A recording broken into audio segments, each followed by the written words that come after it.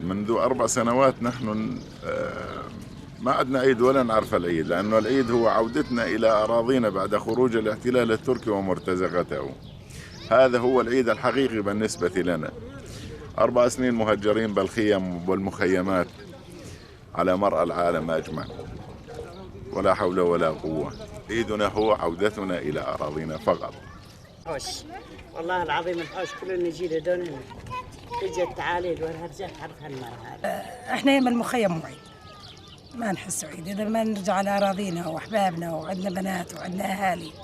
مو عيد، الأهالي المخيم كلها مو عيد.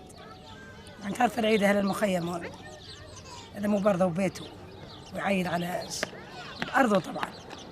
يعني حالة مأساوية. صارنا اليوم 4 سنين، معقولة كل أعيادنا بهالمخيم؟ يعني معقولة ما حد نظر لحالتنا؟ نعيد لأهله مو لنا احنا. ما بفرحة، ما بفرحة لا لأطفالنا ولا لنا. وين الطفل بده يطلع يلعب يعيد؟ وين يلعب؟